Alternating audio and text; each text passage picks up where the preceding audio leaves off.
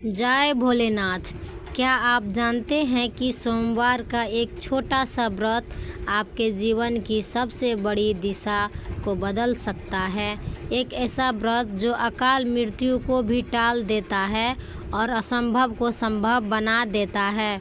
आज 23 जुलाई 2026 के इस परम पवित्र सोमवार पर हम आपके लिए लेकर आए हैं शिव महापुराण में एक वर्णित सोमवार व्रत की वह चमत्कारी और संपूर्ण पौराणिक कथा, जिसे सिर्फ एक बार सुनने मात्र से आपके जीवन की सारी कष्ट, दुख और दरिद्रता हमेशा के लिए समाप्त हो जाएगा। हर हर महादेव भक्तों, स्वागत है आपका हमारे चैनल पर। अगर आप भी महादेव के सच्चे भक्त हैं, सनातन सुख, लंबी आयु और घर में सुख समृद्धि चाहते हैं तो इस कथा को अंत तक पूरा और ध्यान से अवश्य सुनिएगा। कथा शुरू करने से पहले कमेंट बॉक्स में पूरी श्रद्धा के साथ ओम नमः शिवाय या हर हर महादेव ज़रूर लिख दें और वीडियो को लाइक करके चैनल को सब्सक्राइब कर ले। तो चलिए पूरे मन से भोलेनाथ का ध्यान करते हुए सुनते हैं यह दिव्य कथा। पौराणिक कथा के अनुसार एक समय की बात है, किसी नगर में एक बहुत बड़ी धनवान साहूकार रहता था। उसके घर में धान, वैभव और किसी भी चीज़ की कोई कमी नहीं थी। लेकिन इतनी सुख सुविधाओं के बाद भी साहूकार और उसकी पत्नी बेहद दुखी रहते थे, क्योंकि उसकी कोई संतान नहीं थी। संतान प्राप्ति के लिए साहूकार हर सोमवार को व्रत रखता था और पूरी श्रद्धा के साथ शिव मंदिर जाकर भगवान शिव और माता पार्वती की पूजा अर्चना करता था। साहूकार की इस भक्ति को देखकर एक दिन माता पार्वती प्रसन्न हुई और उन्होंने भगवान शिव से कहा, हे प्राणनाथ, यह साहूकार आपका परम भक्त है और लंबे समय से आपकी पूजा कर रहा है। कृपया करके आप इसकी मनोकामनाएं पूर्ण करें और इसे एक पुत्र का वरदान दें। भगवान शिव ने मुस्कुराते हुए कहा, हे पार्वती, इस संसार में हर प्राणी को उसके कर्मों का फल मिलता है और उसके भाग्य में जो लिखा है उसे वही भोगना पड़ता है। इस साहूकार के भाग्य में संतान का सुख नहीं है।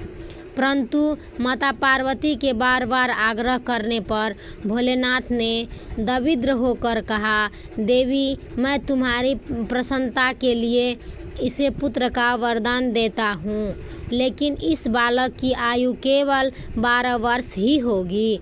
साहूकार मंदिर के कोने में बैठकर भगवान शिव और माता पार्वती की यह सारी बातें सुन रहा था।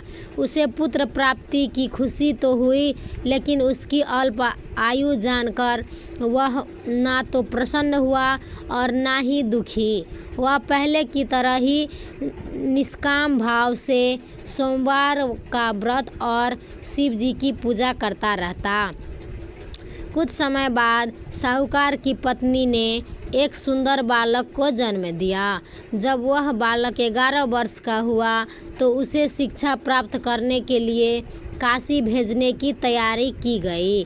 साहूकार ने अपने साले बालक के मामा को बुलाया, उसे बहुत सारा धन दिया और कहा, तुम इस बालक को शिक्षा के लिए काशी ले जाओ। रास्ते में जहाँ भी जाओ वहाँ यज्ञ करते जाना और ब्राह्मणों को भोजन व दान दक्षिणा देते हुए आगे बढ़ना। मामा और भांजा दोनों इसी तरह यज्ञ और दान करते हुए काशी की ओर चल पड़े। रास्ते में एक नगर पड़ा जहाँ के राजा की पुत्री का विवाह होने जा रहा था। जिस राजकुमार से उसका विवाह होना था वह एक आँख से काना था। राजकुमार के पिता ने जब सुंदर और सुशील साहूकार के बेटे को देखा तो उसके मन में एक विचार आया।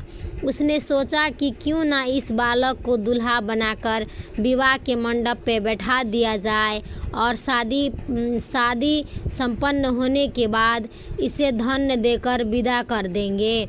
फिर मेरी बहू मेरे बेटे के साथ चली जाएगी। उन्होंने साहूकार के बेटे को उसके मामा से बात की। मामा के मान जाने पर बालक को दूल्हे के वस्त्र पहनाकर राजकुमारी के साथ भी विवाह संपन्न करा दिया। विवाह के बाद जब विदाई का समय आया तो साहूकार के बेटे ने राजकुमारी के दुपट्टे चुंदरी पर लिख दिया, तुम्हारा विवाह तो मेरे साथ हुआ है, लेकिन जिस राजकुमार के साथ तुम्हें भेजा जा रहा है वह एक आँख से काना है। मैं तो काशी शिक्षा प्रदान करने जा रहा हूँ। जब राजकुमारी ने उस लेख को पढ़ा तो उसने काने राजकुमार के साथ जाने से मना कर दिया और कहा कि यह मेरा अल्पी पति नहीं है, यह मेरा असली पति नहीं है। राजा ने बताया तो वापस लौटा दिया और राजकुमारी अपने महल में ही रुक गई। इधर मामा और भांजा काशी पहुंच गए। काशी पहुंचकर बालक नियम पूर्वक पढ़ाई करने लगा और मामा यज्ञ व दान पुण्य करते रहते। जैसे ही बालक की आयु 12 वर्ष पूरी हुई, एक दिन उसकी तबीयत बहुत खराब हो गई। वह अपने मामा से कहकर कमरे में अंदर सोने चला गया। भगवान शिव के वरदान के अनुसार कुछ ही देर में उस बालक के प्राण पखेव उड़ गए।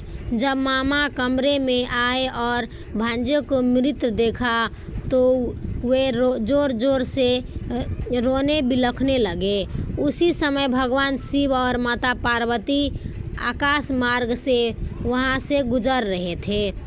माता पार्वती ने रोने की आवाज़ सुनी तो वे व्याकुल हो गई। उन्होंने शिव जी से कहा, हे प्रभु, कोई मनुष्य बहुत कष्ट में रो रहा है, कृपया इसके दुख को दूर करें। जब भगवान शिव और माता पार्वती उसी कमरे में पहुँचे तो माता पार्वती ने देखा कि यह तो वही साहूकार का बेटा है। उन्हें शिव जी ने कहा, हे नाथ, यह तो उसी साहूकार का पुत्र है जिसे आपने 12 वर्ष की आयु का वरदान दिया था। इसके माता पिता इसके वियोग में तड़प तड़प कर मर जाएंगे, कृपया करके आप इसे जीवन दान दीजिए।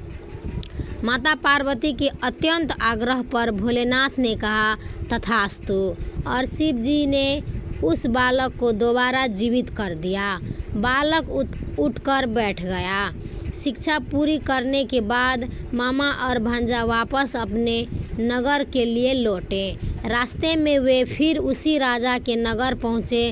राजा ने बालक को तुरंत पहचान लिया और बड़े ही हौसला के साथ अपनी पुत्री को बहुत सारे धन्य धान और दास दासी के साथ साहूकार के बेटे के साथ विदा किया।